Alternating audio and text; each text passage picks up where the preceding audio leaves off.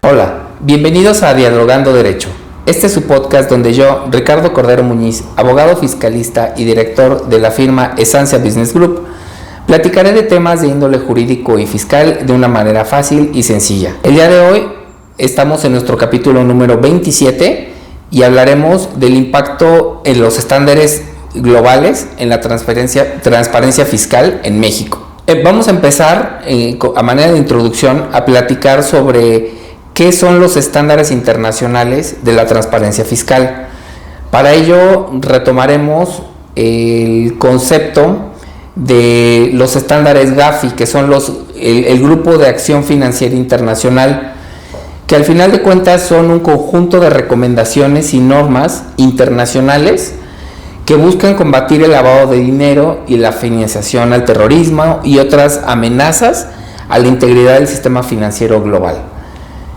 Ya sabemos hacia dónde va esto. Esto va hacia evitar que se utilicen los sistemas financieros internacionales, bancos y demás instituciones financieras con estos fines oscuros que le podríamos llamar de manera internacional como blanqueo de capitales o tal cual como lavado de dinero, ¿no?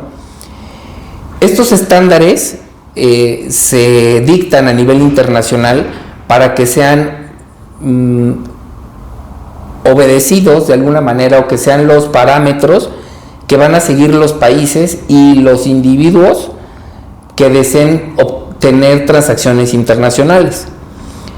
Estos estándares proporcionan un marco de ayuda a todos los países para prevenir pues precisamente que exista o que utilicen sus sistemas financieros para estos fines oscuros, ¿no? O para actividades ilícitas totalmente, ¿no? Esto que hace, pues promueve la cooperación internacional y la transparencia. En febrero de este año 2024 grabamos nuestro capítulo número 10 que habla sobre el compliance. Va a valer la pena que antes de terminar de escuchar este capítulo puedan regresar al capítulo número 10. Si no lo has escuchado, escúchalo, porque son las bases que nos van a dar lo que hay antes de los estándares GAFI, del BEPS que vamos a ver en este capítulo, de todo lo que se va a platicar, de por qué existen este tipo de parámetros o estándares a nivel internacional que buscan evitar que los sistemas financieros sean cómplices, queriendo o no queriendo, que sean cómplices de actividades ilícitas, ¿ok? Estos estándares GAFI, que son un Grupo de Acción Financiera Internacional, establece específicamente 40 recomendaciones claves que pues todos los países se sugiere o que se recomienda que sigan para fortalecer su legislación. Aquí es donde vemos la parte que va dirigida directamente a los países. ¿Y quiénes los tienen que adoptar? Pues en caso de México, pues aquí es donde la Cámara de Diputados tiene que, y de senadores tiene que buscar cuáles son estos estándares que van a maximizar o potenciar y evitar que se utilicen los sistemas financieros mexicanos para actividades ilícitas. Y bueno, y después de que ya están las legislaciones, pues cómo se va a supervisar y cómo se va a medir que sí está funcionando o no esté funcionando. No voy a platicar cuáles son las 40 recomendaciones, solamente vamos a hablar 5, que considero que son las más importantes. La primera de ellas es la identificación de clientes, que esto es parte de lo que hablamos en compliance en nuestro capítulo 10. El segundo es transparencia en las transacciones, que esto no es más que esto va dirigido específicamente para prevenir el lavado de dinero mediante la implementación de sistemas de monitoreo y reporte de transacciones sospechosas. Sería imposible que todos los bancos y cualquier institución financiera, ya sea a nivel local o a nivel internacional, esté analizando todas las transacciones. El día de hoy existen herramientas tecnológicas tales como inteligencia artificial, algoritmos dentro de las bases de datos, cruce de información entre instituciones financieras internacionales, donde ellos ya definen qué es una transacción sospechosa y esa la analizan, ¿ok? Si tenemos bien identificado a nuestro cliente o nuestro proveedor con quien estamos haciendo nuestra transacción, eso ya es un punto positivo para que esta transacción no sea considerada de alto riesgo o no se pueda definir hacia dónde va o viene ese dinero, ¿no? De eso se trata la transparencia en las transacciones, es asegurar que se pueda rastrear el origen y el destino de los fondos de las transacciones. El tercero podría ser, o que considero de los más importantes, es el control sobre los movimientos de dineros y activos. Esto en que viene, como ejemplo, tenemos que existían hasta hace muy poco, y hace muy poco hablo de hace 4 años, todavía existían países, y al día de hoy todavía existen algunos países que dentro de su legislación local tienen todavía el velo corporativo. ¿Qué es el velo corporativo? Existe una sociedad, una empresa, y esta empresa es propiedad de una persona y esa sí está registrada, está definida. Pero lo que pasa al día siguiente de la constitución de esta empresa no se va a revelar. O sea, no están obligadas las instituciones como registro público, existe en México el registro público del comercio, no están obligados a revelar hacia quién van pasando los títulos accionarios. Esto obviamente es una de las cosas que dice los estándares Gafi. Esto tiene que desaparecer. Tenemos que saber quién es el propietario de las acciones, quién es el tenedor accionario y el poseedor en caso de que sean sociedades anónimas. Pues tenemos que saber quién es el propietario de esa acción. ¿Por qué? Porque esto va a ejercer un control sobre los movimientos del dinero y de los activos. Si no, de otra manera, se utilizan estos lugares para ocultar capitales, para ocultar dinero, y obviamente pues por eso se les llaman a este tipo de territorios paraísos fiscales, porque una de estas condiciones se está dando, ¿no? Otra de la cuarta de las 40 estándares que considero que es importante que se pongan en la mesa son las medidas contra la financiación al terrorismo. Es cómo hacer cómo evitar que las instituciones financieras y empresas contribuyan al financiamiento de grupos terroristas o actividades ilícitas. Dentro de las legislaciones locales, todos los empresarios y aquí en México nos han dicho, oye, es que cada día el banco es muy chismoso, va con la autoridad y le dice todos los movimientos que hago. Bueno, detrás de esas legislaciones, detrás de esos reportes que ejercen las instituciones financieras hacia las autoridades, tanto fiscales como de inteligencia financiera en este caso, como en México, está esto. Tienen que ir sabiendo cuáles son las empresas que están moviendo su dinero, sus capitales, hacia dónde y cuál es el objetivo de esos movimientos. Y al final lo que buscan pues es evitar que de manera explícita o de manera a lo mejor sin querer, o sea, a lo mejor tú no sabes, pero la institución financiera está siendo víctima de financiación al terrorismo porque hay una empresa que está haciendo uso de esas de todo su sistema para financiar actividades ilícitas, ¿no? Por eso es que existen todos esos reportes. Y la última pues es la cooperación internacional, que sin una cooperación internacional pues no hay nada, ¿no? El primero que empezó con esto fue Estados Unidos hace muchos años. Empezaron con lo que es FATCA, y estos son regulaciones de cooperación internacional bancaria, y pues te dicen, bueno, tú quieres transaccionar con Estados Unidos, muy bien, están las puertas abiertas, solamente que tus bancos tienen que adoptar todas las políticas de estándares internacionales de cooperación, que pues bueno, al final detrás de esos estándares están los estándares Gafi. Entonces, pues cuando lleguemos y queramos hacer una transacción internacional y nuestro banco nos esté cuestionando de dónde vienen los recursos, hacia dónde van, quiero que me muestre si hay una factura, bueno, detrás de eso existen tratados internacionales de los cuales forma parte México, y que su objetivo es evitar que se utilicen este tipo de instituciones financieras para actividades ilícitas. Sin duda, este tipo de estándares nacen desde finales del siglo pasado como una respuesta natural a la globalización. Ustedes recordarán que hacia 1980, 1990 empieza el boom en todo el mundo sobre la globalización, que es decir, ya todo el mundo agarró a China como su fábrica, todo el mundo empezó a tener comercio internacional, las balanzas de pagos de dólares estaban todos los días muy en perspectiva de lo que iba a ocurrir en todos los países del mundo.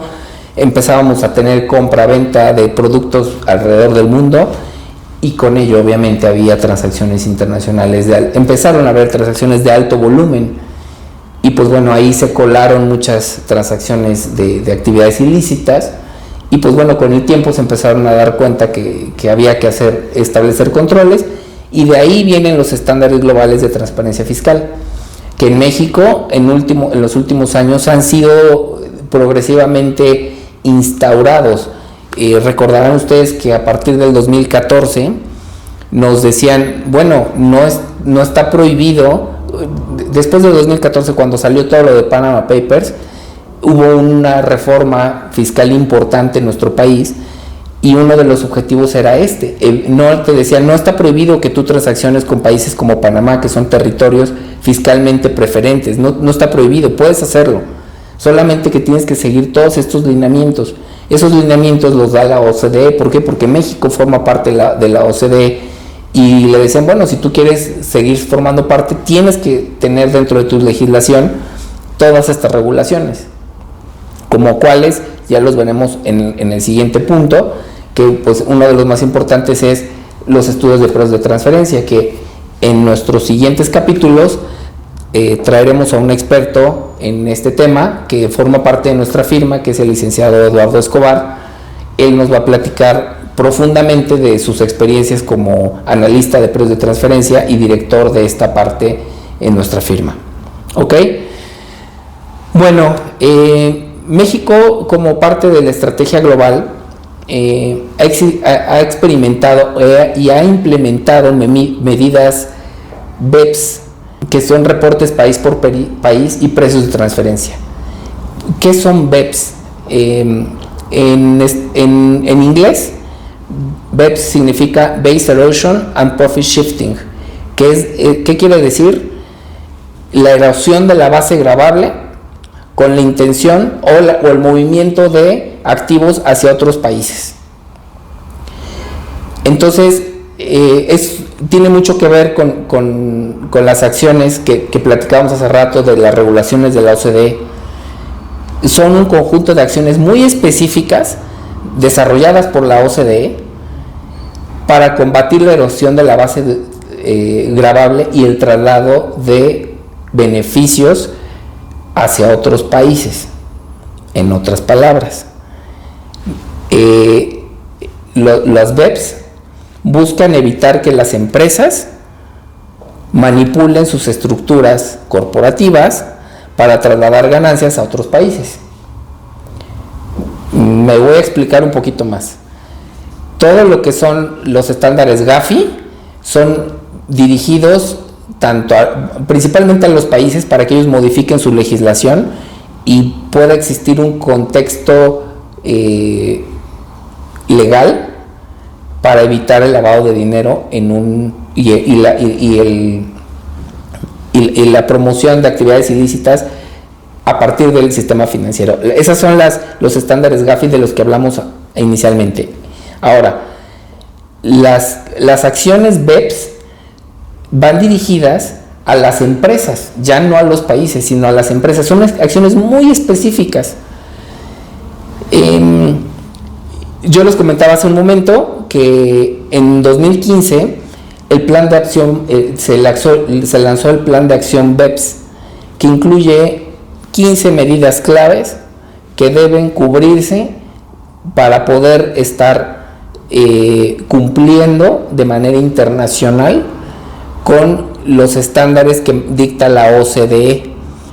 ¿Y quiénes son los que los tienen que ver? Las empresas. ¿Y quiénes lo revisan? Pues los auditores. Los auditores para efectos fiscales, los auditores para efectos financieros, son los que deberían estar ocupados en que estas 15 acciones específicas que dictó la OCDE a partir del 2015 se estén revelando. ¿Qué es lo que llegaba a suceder antes de los BEPS? Recordarán que en otros capítulos platicamos un poco de las estructuras corporativas de las empresas offshore, de cómo funcionan y demás. Muchas veces con la llegada de la tecnología, se utiliza la tecnología para decir, bueno, yo obtuve este ingreso en este país, sí, pero no hay una manera de que el gobierno me lo pueda demostrar. Por lo tanto, pues yo defino dónde quiero pagar mis impuestos. Y por supuesto que las empresas multinacionales prefieren pagar impuestos en donde tengan una menor tasa impositiva. Si van a México y obtienen el ingreso de México, donde su tasa máxima de impuesto sobre la renta es del 35%, y existe un país como, no sé, como Islas Mauricio, donde pueden tener un impuesto sobre la renta del 2% o del 5%, si son ingresos provenientes del extranjero, pues estas empresas van a elegir un domicilio fiscal en ese país donde tienen un beneficio fiscal mucho más importante, y entonces su pago de impuestos es menor. Más adelante les voy a platicar de dos casos que fueron muy sonados y qué fue lo que ocurrió, porque sí hubo sanciones, sí hubo consecuencias, porque pues los cacharon, ¿no? Haciendo no trampas, sino hicieron estrategias, pero fueron demasiado agresivos y pues bueno, sí fueron sancionados, ¿no? Estas 15 medidas cubren temas como mejorar la transparencia fiscal, que esto es, exigen a las empresas multinacionales que informen de manera muy clara sus actividades y sus estructuras fiscales. Si van cambiando sus estructuras fiscales cada 6 meses o cada año, tienen que estarlo informando de manera bastante rutinaria. Eso ya lo incluyó México dentro de su canasta, por así decirlo, o su canasta de obligaciones para fiscales, porque no con eso van a definir tus impuestos, pero sí es una obligación que regula el sistema de administración tributaria a través, la Secretaría de Hacienda a través del SAT. Esto también ayuda a combatir la doble imposición. Ustedes recordarán y sabrán que México y todos los países firman tratados internacionales para evitar la doble tributación. No está prohibido que yo sea mexicano, tenga mi empresa mexicana y tenga transacciones en otro país, no sé, Belice, Guatemala, El Salvador, Honduras, Venezuela. Bueno, no sé si alguien quiere ir a hacer negocio ahorita a Venezuela. En cualquier país del mundo lo puedes hacer. Si tu domicilio está en México, si tu empresa es mexicana, pues vas a pagar impuestos acá por las utilidades que genere tu empresa. Sin embargo, los tratados para evitar doble tributación te dicen, bueno, lo que tú generaste en algún país en el que tú fuiste a prestar un servicio o a vender algún bien, tienen que pagar ahí los impuestos. Y los tratados para evitar doble tributación, ¿de qué van? Te dicen, bueno, lo que ya pagaste allá, te lo puedes acreditar contra lo que tienes que pagar acá. Y viceversa, lo que ya pagaste acá, te lo puedes acreditar contra lo que ya tienes que pagar allá. Pero lo que marca y lo que define dónde se paga el impuesto es el lugar donde se genera la riqueza. Esto va dirigido al impuesto sobre la renta, no al IVA. El IVA es harina de otro costal, del cual no estamos hablando en este momento. Estamos hablando del impuesto sobre la renta, que ya lo hemos dicho en varios capítulos. Es el impuesto que se paga por el incremento de nuestro patrimonio, ¿ok? Como tercer punto, muy importante es pues, los ajustes en precios de transferencia. Yo puedo tener mi corporativo en Londres, tener una operadora en cada país del mundo, pero pues al final reportan todas a su corporativo y pagan una cuota corporativa. Esa tiene que estar transparentada. ¿Cómo se hace? A través de un estudio de precios de transferencia. Entonces, si una subsidiaria está en México, por ejemplo, y su corporativo está en Dinamarca, no sé, una farmacéutica, por ejemplo, al momento de que envíe su pago de regalías, al momento que envíe su pago de cuota corporativa de lo que le corresponde por la explotación de la marca en México, tiene que existir un estudio de precios de transferencia de cuánto va a pagar y en función de qué. Esos son los estudios de precios de transferencia, que ahorita no vamos a ahondar en eso, ya les comenté. Más adelantito, en otro capítulo, vamos a hablar sobre este tema muy profundamente. Y pues bueno, la cuarta de las 15 acciones BEPS que considero importante señalar es que también se refuerzan las normas de registro y control sobre las estructuras corporativas complejas, con el fin de evitar esquemas artificiales que busquen evadir los impuestos.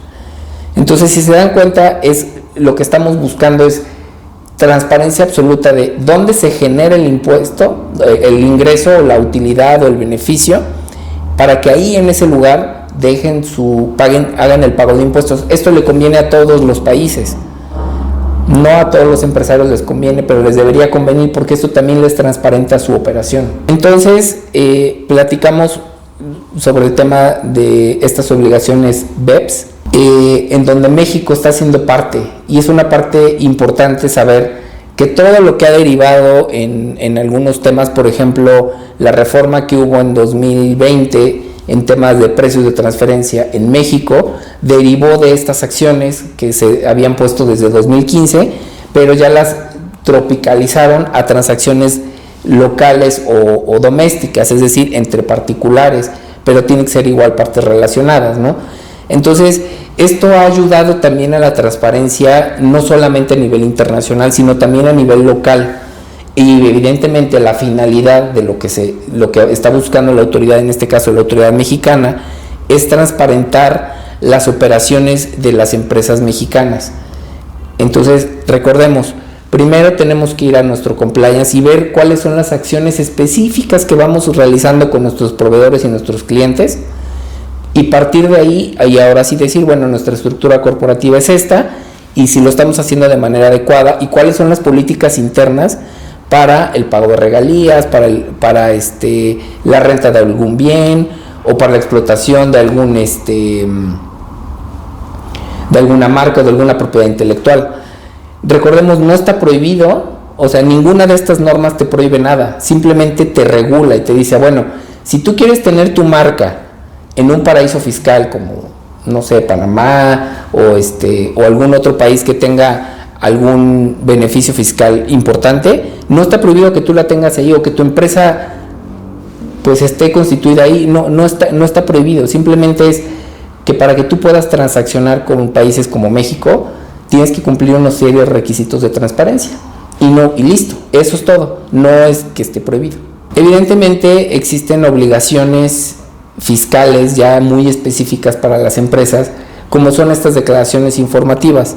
Si mi estructura accionaria cambió, si mi empresa aumentó capital, disminuyó capital, ya sea capital social o capital variable, en su parte variable, cuando son de capital variable, tengo que estarlo informando a la autoridad por lo menos una vez al año, para que ellos tengan una idea de quiénes son los socios, quiénes son. O sea, si se dan cuenta, detrás de esto están las obligaciones de transparencia internacional de las que México forma parte. Otra de las cosas que se pueden llevar, digamos, de tarea de este podcast o llevar es, oye, estoy identificando a mis beneficiarios finales, ya sean mis clientes o mis proveedores. Si mi estructura de compliance no está, pues entonces tengo que modificar un poco mis políticas internas de mi empresa para que yo pueda identificar fácilmente quién es mi proveedor y quién es mi cliente, así como todas las evidencias que ahora te pide también la autoridad de los servicios o de los bienes que se adquirieron. Evidentemente sabemos como litigantes que en ocasiones la autoridad excede sus facultades en cuanto a los requisitos que te pide porque pues están muy en el artículo 69 del Código Fiscal, deja muy abierta la puerta para la autoridad, es como muy a discreción de la autoridad si lo convences o no sobre la información que tienes de la adquisición de un bien o de la prestación de un servicio, ¿no? Pero bueno, yo les recomiendo que ya dentro de sus políticas internas siempre se tenga evidencia documentada de los bienes que se enajenan, ya sea que se compren o se vendan, y de los bienes, de los servicios que se están adquiriendo, cuando esto sea posible, ¿no? Sobre todo cuando se transacciona por primera vez con algún proveedor, se le pide, pues bueno, identifícame quiénes son tus socios, pásame toda su información fiscal y demás, ¿no? ¿Qué sucede cuando se incumple con estas normas? Puede ser desde sanciones económicas, una multa, por ejemplo, se me olvidó presentar una declaración informativa de los socios, de que hubo un aumento o una reducción de capital. Puede haber sanciones económicas muy simples, o puede haber incluso temas mucho más delicados como sanciones penales, porque probablemente sin saberlo o por no llevar un esquema de compliance adecuado, estás cayendo en temas que parecen, o sea, estás haciendo cosas buenas que parecen malas, y al momento de demostrar si esto está bien o está mal, no tienes forma de hacerlo. ¿Por qué? Porque incumpliste específicamente presentar una declaración, o no tienes tus registros de compliance adecuados, y por lo tanto pues tus transacciones pueden ser tildadas de sospechosas, o tu empresa la pueden marcar, decir, oye, esta empresa está teniendo transacciones extrañas y no tiene ninguna documentación soporte, ¿no? Entonces, por eso es importante que se tenga, ¿no? Les quiero platicar de dos casos que fueron muy sonados, uno en 2015 y uno en 2016, derivado del tema de BEPS. En 2016, Apple tuvo una demanda por parte de la Comisión Europea, dictaminó y dijo que pues Apple, esta marca de la manzanita, tuvo acuerdos fiscales con el país de Irlanda que le permitieron pagar mucho menos impuestos, o una tasa de impuestos reducida, lo que se consideró una ayuda estatal ilegal. Esto, pues bueno, le trajo como consecuencias que tuviera que pagar 13,000 millones de euros en impuestos no pagados. Obviamente esto lo apeló a Apple con sus abogados, y en este caso destaca la aplicación de medidas para contrarrestar las prácticas BEPS. ¿Qué quiere decir? En este caso se quedó en un tema económico, se quedó en una multa, paga lo que no has pagado y listo, ¿no? Normalmente quienes hacen uso de estos esquemas o de estas estructuras corporativas son empresas como estas, que son multinacionales, que prefieren tener su domicilio en un lugar donde su tasa de impuestos sobre la renta sea reducida. Si se hubieran ido a Estados Unidos, pues su tasa hubiera sido mayor; si se hubieran ido a Alemania, mucho más alta.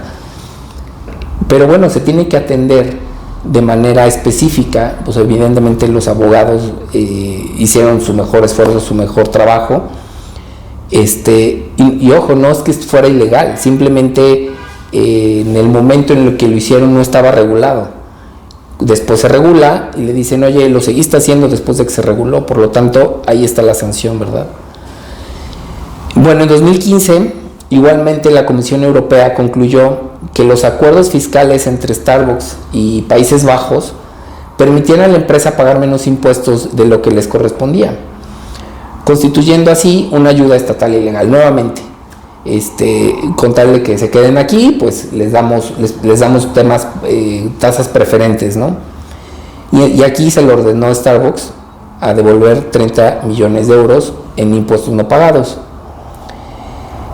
En este caso se subraya de manera muy contundente la aplicación de medidas contra prácticas BEPS. Desde mi personal punto de vista, creo que esto son ejemplos como muy mediáticos, fueron temas muy sonados, en los cuales se dan o se puede uno dar cuenta de que son muy reales estas acciones, ¿no? Existen organismos sancionadores, existen obligaciones específicas para este tipo de esquemas y este tipo de estructuras corporativas que no, ojo, repito, no quiere decir que estén mal, simplemente necesitamos ajustarlas a los nuevos lineamientos. Probablemente no van a obtener el mismo beneficio fiscal, pero sigue habiendo posibilidades de tener una estructura corporativa adecuada a sus necesidades, ¿verdad? Y bueno, esos son como los puntos más mediáticos, ¿no? Si vemos esto que son grandes empresas y allá por Europa, y esto cómo afecta a las empresas mexicanas, pues bueno, tenemos muchos clientes en nuestra firma que algunos de ellos transaccionan, muchos de ellos en Estados Unidos y otros tantos en Europa, y los hemos apoyado con la instauración de sus políticas de compliance para identificar perfectamente bien a sus proveedores o a sus clientes en casos diferentes, con la intención de poder transparentar sus operaciones. Esto puede ser es una obligación que puede atender desde una empresa pequeñita hasta una empresa grande. Aquí ya no hay una distinción de quiénes lo deben hacer y quién no, y no por tener una operación pequeñita voy a dejar de identificar a mi cliente o a mi proveedor, al beneficiario final, o cumplir con todas las obligaciones de los bancos internacionales, ¿no? Bueno, y ya como resumen, para terminar nuestro capítulo del día de hoy, ¿cuáles son las perspectivas de los siguientes años en temas de compliance y en temas de transacciones y de transparencia internacional? Pues bueno, yo creo que estas transacciones van a seguir aumentando, sobre todo por la incorporación de nuevas tecnologías. En este caso, por ejemplo, no existe todavía una legislación contundente, al menos en México, que regule el uso de criptomonedas, por ejemplo, ¿no? Que ese es todavía un hueco muy grande, donde pues de alguna forma están relacionados, y sí hay legislaciones ya que permiten la identificación, ¿no? Hay muchas plataformas que funcionan acá en México, donde ya te identifican quién es la persona que está adquiriendo, comprando, vendiendo las criptomonedas. Eso está bien, pero ¿y si lo haces en un país donde no hay esa regulación? Como no hay fronteras ya en el tema de las transacciones con criptomonedas, pues es difícil, ¿no? Es un reto para los países donde seguramente estarán trabajando en los próximos años. El comercio internacional, desde la pandemia vimos que creció exponencialmente, y creo yo que va a seguir creciendo con otras connotaciones, pero va a seguir creciendo. Al menos el comercio electrónico llegó para quedarse.